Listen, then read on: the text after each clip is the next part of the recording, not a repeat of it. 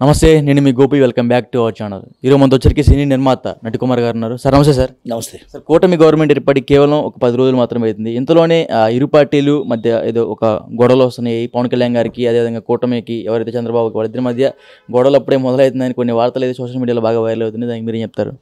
Social media అనేది viral. వాళ్ళు ఇంకా 10 రోజులు కదా పాపం, 4 రోజులు కూడా అవ్వలేదు. ఇవాళే ఛార్జ్ తీసుకుని లోకేష్ గారు. అది కాదు, వాళ్ళు చక్కగా అన్యోన్యంగానే ఉన్నారు. ఇద్దరు భార్యాభర్తలు కూడా వెంటకొట్టేస్తారు. మీరు మామూలుగా కూడా మీ సోషల్ మీడియా కనుక మీ అపోహాల్ని అన్నీ మర్చిపోయి పవన్ కళ్యాణ్ గారు ఎవగ్రీ, చంద్రబాబు నాయుడు గారికి ఒక విజన్ ఉంది, ఆలోచన ఉంది. రాజధాని ఎలా చేయాలి, రాజధాని ఎలా మన పరిశ్రమ ఎలా ఫండింగ్ తేవాలి, పోలవరం ఎలా పూర్తి చేయాలి, విశాఖపట్నం ఎలా డెవలప్ చేయాలి, టూరిజంగా గోదావరి జిల్లా ఎలా డెవలప్ చేయాలి, ఇవన్నీ ఒక ఆలోచనలు ఉన్నాయి. కానీ ఒకటి ఏది ఏమైనా సినీ ఇండస్ట్రీ మనుషులు ఇక్కడ కొంతమంది పెద్ద మనుషులు లేరు. అదే చెప్తాను కదా, కొంతమంది ఇలాంటి పొగలు పెట్టడానికి కొంతమంది తయారవుతారు. యాక్చువల్గా అభినందనలు తెలపడానికి వెళ్ళింది పర్లేదు, కానీ అక్కడ వచ్చింది ఏంటంటే చర్చిస్తాము అన్నది ఛాంబరు కౌన్సిల్ త్రూ వెళ్ళాలి. ఇస్ ద ప్రోటోకాల్ ప్రకారం చీఫ్ మినిస్టర్ గారిని కలిసి, చీఫ్ మినిస్టర్ గారి తర్వాత పవన్ కళ్యాణ్ గారిని కలిసి వెళ్ళాలి.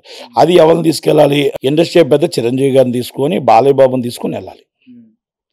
ఇది ఒక ప్రొసీజర్. దాన్ని కొంతమంది వీళ్ళందరూ కూడా, దాంట్లో వైసీపీ వాళ్ళు కూడా ఉన్నారు. అప్పుడు వైసీపీకి సపోర్ట్ చేసిన వాళ్ళు కూడా ఉన్నారు. చంద్రబాబు నాయుడు గారిని పట్టించుకోలేని ఉన్నారు, పవన్ కళ్యాణ్ గారిని పట్టించుకోలేని కూడా ఉన్నారు. ఓకే, నేను దానికోసం వెళ్ళట్లే. కానీ దీనివల్ల ఏమవుతుందంటే సోషల్ మీడియాలో మొత్తం పవన్ కళ్యాణ్ గారికి ఎక్కువ ఇచ్చారు, చంద్రబాబు నాయుడు గారికి, లోకేష్ గారికి అసలు పట్టించుకోవట్లేదు. అది వీళ్ళు ఇది చిన్న సోషల్ మీడియాలో ఇలాంటివన్నీ మీలాంటి వాళ్ళందరూ ఒక దాని మీద 2 అగ్గేసి దాని మీద లాక్కుంటూ వెళ్తారు అంతే. అది ఛాన్స్ ఇవ్వకూడదు అంటారు. మనకి మ్యాండేటరీ ఇచ్చింది 2029కి ఎక్స్ట్రాడినరీ ఆంధ్రప్రదేశ్ తెలిసి మన రాజధాని కట్టి డెవలపింగ్ హబ్గా తయారయ్యి సాఫ్ట్వేర్ హబ్గా మొత్తం ఎంప్లాయ్మెంట్ అనేది కొన్ని లక్షల ఉద్యోగాలు ఇచ్చి మనం తీర్చిదిద్దాలనేది మన వేం. అందుకే మనకు అంత పెద్ద మెజార్టీ ఇచ్చారు. కనుక ఆల్రెడీ ఒక వైపు నుంచి 11 సీట్లున్న జగన్మోహన్ రెడ్డి గారు పదును పెడుతూ ఉన్నారు, స్టార్ట్ చేస్తున్నారు. మీరు ఎక్కడ తప్పు చేస్తారు, ఆ తప్పుని ఎక్కడ ఎత్తి చూపుదామని 26 బంగళాలని 1000 రూపాయలకు తీసుకున్నప్పుడు అన్నీ క్యాన్సిల్ చేసి దాన్ని మనం ఎలా ఇవ్వాలనేది ఆలోచించాలి. అది మంచి పరిణామే. పర్మిషన్ లేనప్పుడు అన్ని యాజ్ పర్ లా అన్నీ కూడా డిస్మాంటిల్ చేసేయాల్సిందే. ఇవన్నీ కూడా ఎక్కడెక్కడ మనం తప్పు దొరుకుతామా అని చూస్తున్నారు. కాబట్టి మనమేమంటున్నామంటే ఇలాంటివి ఎక్కడ కూడా మనం ఆ పవన్ కళ్యాణ్ గారు అభిమానించవచ్చు, నేను చంద్రబాబు గారిని అభిమానించవచ్చు, లోకేష్ గారిని అభిమానించవచ్చు, కానీ ఎట్టి పరిస్థితుల్లో ఇలాంటి ఛాన్స్ ఇవ్వకూడదు కూటమి నుంచి అనేది ఒకటి. రెండో విషయం ఏముంటుందంటే మేము 100% చంద్రబాబు నాయుడు గారి తర్వాత వారసత్వం నారా లోకేష్ గారి, దాంట్లో నో డౌట్. పవన్ కళ్యాణ్ గారు పార్టీ ఆయన జనసేన పార్టీ అయింది, ఇది కూటమి. పార్టీలు ఈజ్ డిఫరెంట్. వాళ్ళ అన్నదమ్ములు వాళ్ళంతా టోటల్గా వాళ్ళకో పార్టీ, వాళ్ళకు ఎజెండా ఉంటుంది. బీజేపీకి ఒక జాతీయ పార్టీ, బీజేపీకి ఒక ఎజెండా ఉంటుంది, టీడీపీకి ఒక ఎజెండా ఉంటుంది. చంద్రబాబు నాయుడు గారి తర్వాత పగ్గాలు పట్టుకునేది నారా లోకేష్ గారు. మరి వాళ్ళ తాతగారి పార్టీ అని ఎన్టీఆర్ రామారావు గారు అడిగి వెళ్ళిపోతారు. జూనియర్ ఎన్టీఆర్ ఇన్ని రోజులు ఎవరైపోయారు? కష్టపడింది పార్టీని మొత్తం భూస్థాపితం చేస్తా అనేది వైసీపీ వాళ్ళు. ఆయన జైల్లో పెట్టి ఇటు మొత్తం టోటల్గా అందరూ నరకం చూపించి 52 రోజులు ఆయన మొత్తం కాపలాలు కాసి నానా బాధలు పడి పార్టీని ఒక పక్క ఎంత పక్క పట్టుకొచ్చి నిలబెట్టింది ఎవరు? నారా లోకేష్ గారు. జూనియర్ ఎన్టీఆర్ గారు is cine hero. Nandamuri Taraka Ramarao గారు పేరు నిలబెడుతూ ఆయన 2035 దాకా వెరీ బిజీ. ఆయనకి పార్టీతో సంబంధం లేదు, ఎప్పుడు సంబంధం అని చెప్పారు. చంద్రబాబు గారు దూరం పెడుతున్నారు కొన్ని వార్తలు వస్తున్నారండి. ఇది పెడతారండి. ఆయన మేనల్డ్, ఆయన సినిమాల్లో ఆయన కింగ్ ఎవగ్రీన్. ఆయనకి ఆయన పొలిటికల్గా is great person Nara Lokesh గారు. దాంట్లో ఆయన ఈరోజు యువగలం పాదయాత్ర అవ్వచ్చు, ఆయన రేపు మన అరెస్ట్ అప్పుడు మొత్తం టోటల్గా ఆయన చేసిన చాకచర్యాలు అవ్వచ్చు, ఆ ట్విస్టులు అవ్వచ్చు, ఆ ఆలోచన అవ్వచ్చు, యూత్ని కాపాడుకోవడం అవ్వచ్చు, కార్యకర్తలు కాపాడుకోవడం అవ్వచ్చు, ప్రతి ఒక్కరిని నిలబెట్టుకుంటూ వచ్చాడు. కాబట్టి ఆయన రేపు నాయకత్వం లక్షణాలు వచ్చాయి. చంద్రబాబు నాయుడు గారి కొడుకుగా కాదు, నారా లోకేష్గా లక్షణాలు వచ్చాయి.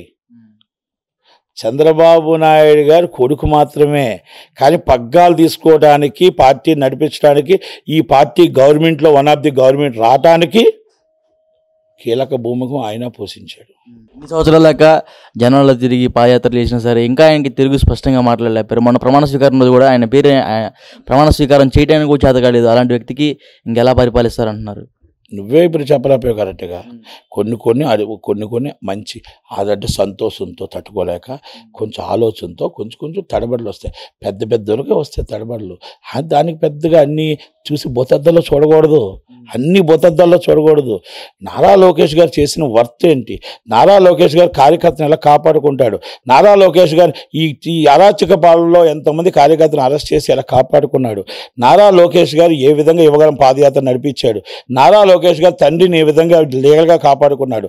పార్టీని ఎలా కాపాడుకున్నాడు? పార్టీని భూస్థాపితం చేసేద్దాం అనుకున్న సమయంలో పార్టీని ఎలా కాపాడుకున్నాడు? ఈ నాయకులందరినీ అవసరం చేసుకుంటూ ఎలా కాపాడుకున్నాడు? పార్టీని కాపాడింది పవన్ కళ్యాణ్ గారు. పార్టీని కాపాడాలి. పార్టీకి ఆయన మద్దతు ఇచ్చి వెన్నుదన్నుగా నిలబడ్డాడు. దాంట్లో నో డౌట్. పార్టీ అనేది వాళ్ళ సొంత విషయం కదా. పవన్ కళ్యాణ్ గారికి వెళ్ళకూడదు. పవన్ కళ్యాణ్ గారు వెరీ బిగ్ సపోర్ట్ ఇచ్చాడు ఆయన. అసలు దానికి మనం కాపాడింది ఆయనే కదా. Big support. అరెస్ట్ చేస్తాడు, బిగ్ సపోర్ట్. పార్టీ వేరు, రాష్ట్రం అంధకారంలోకి వెళ్ళిపోతుంది, రాష్ట్రాన్ని కాపాడాలి, చంద్రబాబు నాయుడు గారికి మద్దతు ఇస్తున్న బేషత్తుగా చెప్పిన వ్యక్తి ఆయన. రాష్ట్రం వేరు, పార్టీలు వేరు. అప్పటి నుంచే ఇంకా కూటమికి అయితే బాగా జోష్ వచ్చింది. అంత ఆ టైంలో నారా లోకేష్ గారు యువగలం పాదయాత్ర చేస్తున్నా సరే అంత జోష్ లేదు. తప్పు. ఏ పార్టీగా ఎవరి పాదయాత్ర ఉందో లేదో అనేది ఈరోజు మొత్తం జనాలకు తెలుసు, కార్యకర్తలు. నీకు తెలియపోవచ్చు, నువ్వు మొత్తం టోటల్గా నీకు ఏంటంటే ఎంతసేపు అని నెగిటివ్గా కనబడవచ్చు, కానీ అంత లేదు. అంత మొత్తం టోటల్గా దాంట్లో ఆయన పార్టిసిపేషన్. అరెస్ట్ అయినప్పుడు మొత్తం టోటల్గా ఆయనది పట్టుంది. ఆయన నిలబడ్డాడు. పవన్ కళ్యాణ్ గారు ఎప్పుడు కూడా దాన్ని మర్చిపోవడానికి జీవితంలో మర్చిపోలేం. కానీ పార్టీని నడిపించింది, పార్టీకి యువగలం పాదయాత్ర నుంచి తండ్రిని బయటకు తీసుకొచ్చేదాకా పార్టీని కాపాడింది అసలు నారా లోకేష్ గారు. అందుకే మీకు బుద్ధ వెంకన్న గారు ఒక మాట చెప్పారు, సార్ మీరు చీఫ్ మినిస్టర్ అవుతున్నారు, ఆయనకి జాతీయ అధ్యక్షుడు పగ్గాలు అప్పచెప్పండి సార్. ఇవన్నీ ఎలక్షన్ ముందు మాట్లాడలేదు సార్. ఇవన్నీ ముందే మాట్లాడింది. ఎలక్షన్ ముందే మాట్లాడారు. ఎప్పుడు వెనకేం పెట్టలేదు. లోకేష్ అయిపోయిన తర్వాత కౌంటింగ్ అయిపోయిన తర్వాత ఎప్పుడు వెనకేం పెట్టలేదు. ఆయన నారా చంద్రబాబు నాయుడు గారి కొడుకే ఐటీ మినిస్టర్ అండ్ విద్యాశాఖ మంత్రి. అప్పుడు కాదు సార్, అప్పుడు కాదండి, ముందుకుంటూ కూడా ఆయన అలాగే ఉన్నాడు. ఆ వర్కింగ్ ప్రెసిడెంట్గా ఉన్నాడు. ఆయన వెనక పెట్టారేంటి? జాతీయ సెక్రటరీగానే ఉన్నాడు. ఎక్కడున్నది ఆయన? మీరు ఎక్కడున్నారు? ఇంకా మీరు లేరా ఏంటి? ఏం ఆచరణలో మొత్తం టోటల్ వైసీపీ సపోర్ట్గా తిరుగుతున్నారు ఏంటి మీరు? కాదు కదా. మీకు అన్నీ తెలుసు కదా. మీకు ఆల్రెడీ చంద్రబాబు నాయుడు గారు మొత్తం యువగల పాదయాత్ర నుంచి నారా లోకేష్ గారు మళ్ళీ మొత్తం టోటల్ పవన్ కళ్యాణ్ గారు జనసేన అవి తిరుగుతూ మొత్తం యువగలం పాదయాత్ర నుంచి ఆయన ఆకట్టుకుంటూ వెళ్తే దానికి మొత్తం టోటల్గా అరెస్ట్ చేసేటప్పుడు సరైన సమయంలో సరైన టైంలో ఆయన మద్దతు ప్రకటించి మొత్తం టోటల్గా నిలబెట్టింది, కాపాడింది, కూటమిని నిలబెట్టింది. కూటమికి మొత్తం టోటల్ ఓట్లు చేరకుండా చేసింది పవన్ కళ్యాణ్ గారు. దాన్ని ఒప్పుకోక తప్పదు. కానీ పార్టీ వేరు, గవర్నమెంట్ వేరు. సో కూటమి గవర్నమెంట్ వేరు, పార్టీ వేరు. పార్టీ అనేది కార్యకర్తలది. పార్టీ కార్యకర్తల్ని కాపాడటానికి ఆయన ఎంత సేవ చేశాడు, ఎంత కృషి చేశాడు అనేది నేను చెప్తున్నాను తప్ప ఇక్కడ నేను కూటమి చెప్పట్లే. కూటమి అనేది government is different, party is different. Pawan Kalyan గారి party is different, TDP party different, BJP party different, Sharmila గారి పార్టీ, కాంగ్రెస్ పార్టీ, జాతీయ పార్టీ డిఫరెంట్. ఒక్కొక్కరికి ఒక విధి విధానాలు ఉంటాయి. ఆ విధి విధానాల్లో ఫాదర్ని అరెస్ట్ చేసిన పార్టీని ఒక పక్క కాపాడుకుంటూ పార్టీని మొత్తం టోటల్గా ఆయన లా ప్రకారం ఆయన చూసుకుంటూ ఆయన మొత్తం టోటల్గా పగ్గాలు చేయడానికి పార్ట్ ఆఫ్ ది అంటే ఆయన పార్టిసిపేషన్ ఎక్కువగా ఉంది కాబట్టి ఆయనకి రేపు ఉదయం ఫ్యూచర్ జాతీయ అధ్యక్షుడు హోదాకి రేపు పగ్గాలు ఎట్టి పరిస్థితుల్లో ఆయనకి అప్పచెప్పాలి. ఆయన రేపు ఉదయం రాబోయే కాలంలో చంద్రబాబు నాయుడు గారి వారసుడిగా పార్టీని ఆయనే నడిపిస్తారు. నడిపించే దమ్ము ఆయనకు ఉందనేది మేము చెప్పనకే చెప్తున్నాం. అది అర్థమైంది మీకు? అది అంతేగాని ఇంకొకరిది ఇంకా వాళ్ళున్నారా వీళ్ళున్నారా అంటే కాదు. ఇక్కడ తెలుగుదేశం పార్టీకి చంద్రబాబు నాయుడు గారు, నారా లోకేష్ గారు, దాంట్లో no doubt.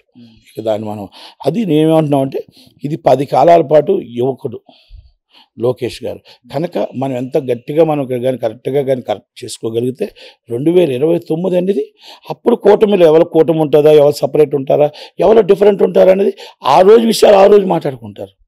Is a party is different and Kotami is different. Kotami is a government. Different is parties. Parties' opinion is different. Kotamiలో అందరూ కలిసి ఉంటారు. పవన్ కళ్యాణ్ గారు deputy chief minister Chandrababu Naidu గారు, ఐటీ శాఖ మినిస్టర్, విద్యాశాఖ మంత్రి అండ్ నారా లోకేష్ గారు. కానీ party is different. Janasena party is different, BJP is different కదా. కనుక అందుకే మేము చెప్పి పార్టీ తరపున చెప్తున్నాం, గవర్నమెంట్ తరపున చెప్పట్లేదు. కనుక మీరు పార్టీని గవర్నమెంట్ని రెండూ కలపకండి. కనుక చంద్రబాబు నాయుడు గారు తర్వాత నారా లోకేష్ గారే పగ్గాలు తీసుకుంటారు. మాకు సినీ ఇండస్ట్రీకి పూర్తిగా చేయడానికి పవన్ కళ్యాణ్ గారికి అన్ని అవగాహన ఉంది, ఆయనకి అవగాహన ఉంది, చంద్రబాబు నాయుడు గారికి పూర్తి అవగాహన ఉంది, లోకేష్ గారికి పూర్తిగా అవగాహన ఉంది. కనుక చిరంజీవి గారికి పూర్తిగా ఏం జరగాలో అవగాహన ఉంది, బాలయ్య బాబుకి ఉంది. కనుక ఇది మా ఇండస్ట్రీకి మంచి రోజులు వచ్చాయి, ఇండస్ట్రీ నిలబడుతుంది. ఇన్ ఫ్యూచర్ మళ్ళా చెప్తున్నా, లోకేష్ గారు ఇన్ ఫ్యూచర్ ఆయన చాలా పెద్ద నాయకుడు అవుతాడు. Okay sir, thank you sir.